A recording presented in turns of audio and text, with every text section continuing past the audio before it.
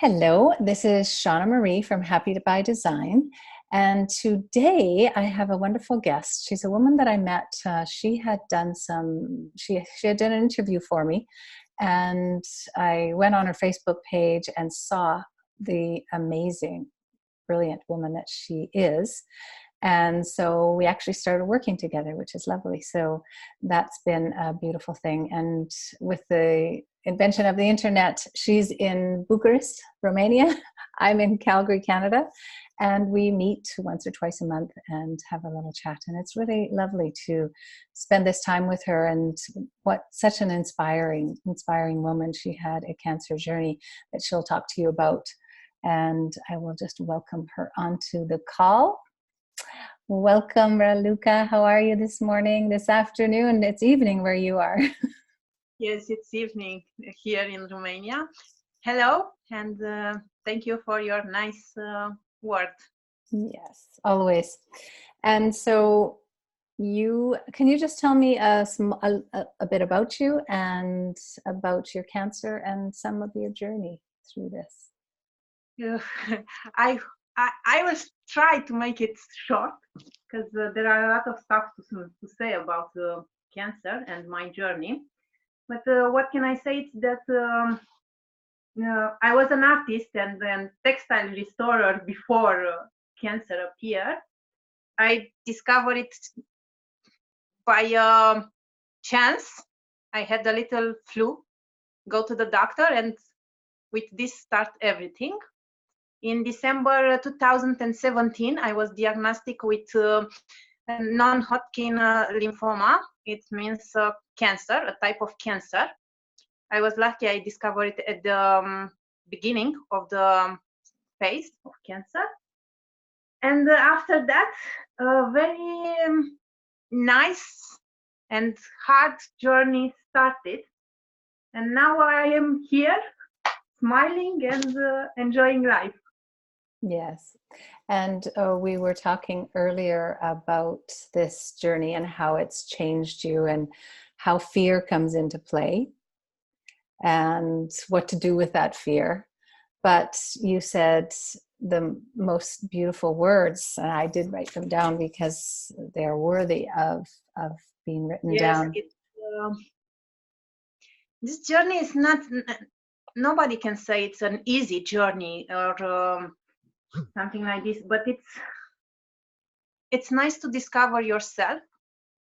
It's nice to understand that this disease, because it's a disease like all other disease, it takes and it gives in the same way. It takes from your body, but it gives so much to your soul, to your life, to you. It gives a lot to you. Yeah, so it takes from your body and it gives to your soul. And equally, I suspect, because for each person, their experience physically is different. And at certain times it's harsher and other times it's a little easier. And then it keeps going through this cycle. But with your soul, you've taken this journey and turned it into a life affirming. You've changed your life because of it. And it wasn't that it changed you snap. No, it didn't happen from one day to another, from 1 hour to another, but it started to in that moment when I first hear the phrase "you have cancer," a lot of questions started in my mind, in my soul, in everything, and I realized that it's very, very important to be honest with me. And I think this is what a very important thing that cancer gives back to me. It's that I have to be honest with me, to love myself, to honor myself, to my body, my soul, my everything. And I have to accept me as I am, with good parts and bad parts, and to really know what I really do want. And this is amazing to know that I can be honest with me. Right. I know what I want. And when we're honest with ourselves, which is not always easy, you had a little thing happen yesterday where you weren't as happy as you usually are, and you had to speak up for yourself. So tell me a little bit about that. Yes, I don't know about other cancer patients, but I had some kind of allergy after after, because my life is before and after now, and I have some kind of allergy to everything that means hospital and medicaments and medicine and stuff like this. And I have a reaction when I hear. And yesterday I was in a hospital for my eyes. I had something on my eyes. And after I left from hospital, I become a little bit, let's say, nice, not in a good mood. I was very, not angry, I don't know, this is not the word, but I wasn't in a good mood. And I realized it's okay to be like this.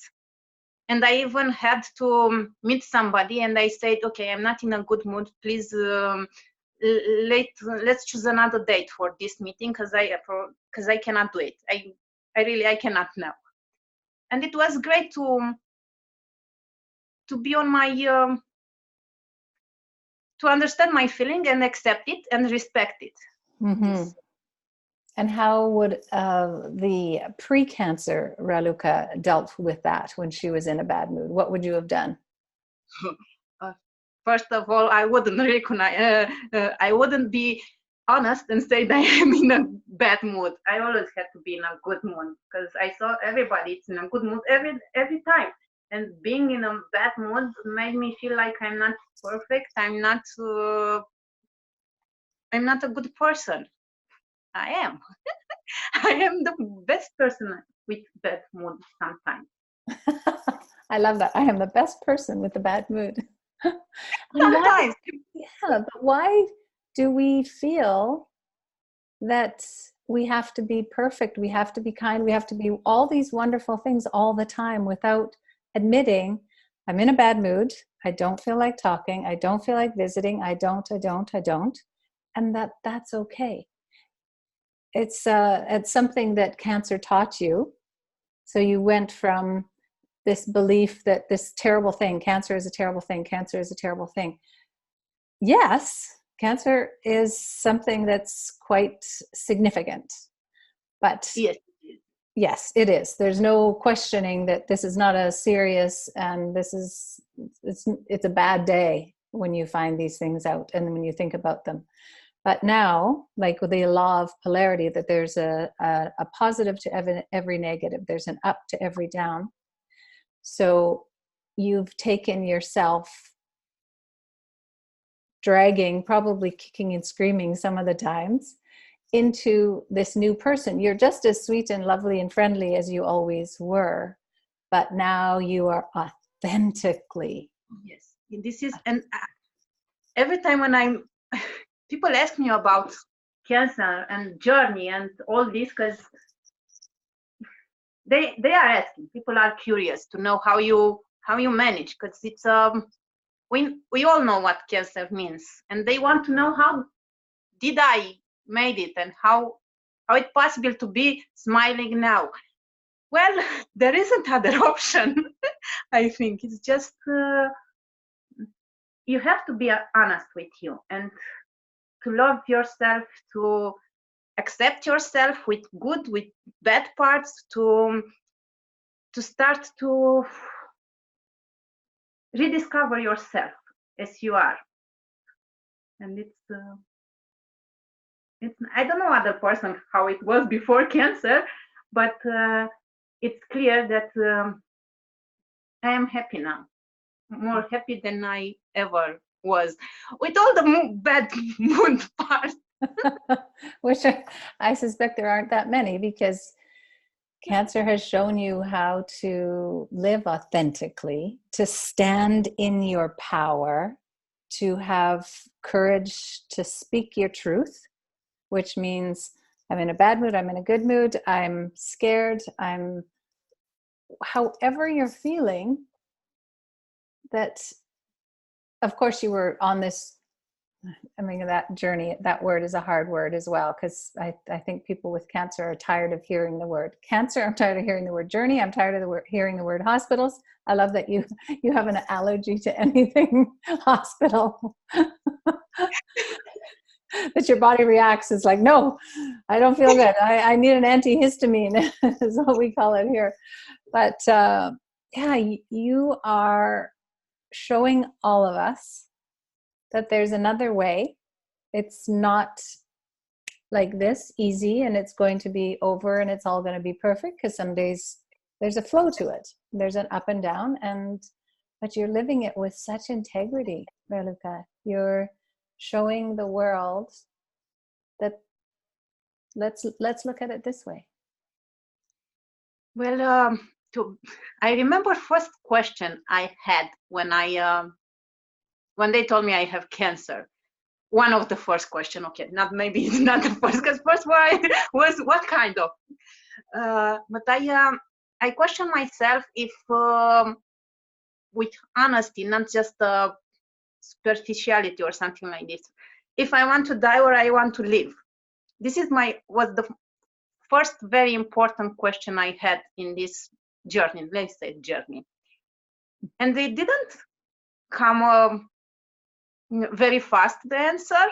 It took something like a week. Why do I want to live and why do I want to die? It was what I live until now. When they diagnosed me with cancer, I had 33 years, 33. And was enough what I lived before? Was I happy with what I lived before? And my answer was no, it's not enough. I want more, and I want to be greater than ever. Of course, I didn't know how it will be end. I could die or I could live. But when I answered this question, I didn't even care if I will die tomorrow or if I will die in 100 years from now on. Because every day was a living day, and it was that all that mattered, and I had to live it with integrity, as you said, and it was nice, and I didn't need anymore else. It was me. I was me without all this society saying what should I be or what should I didn't need to be. All the rules.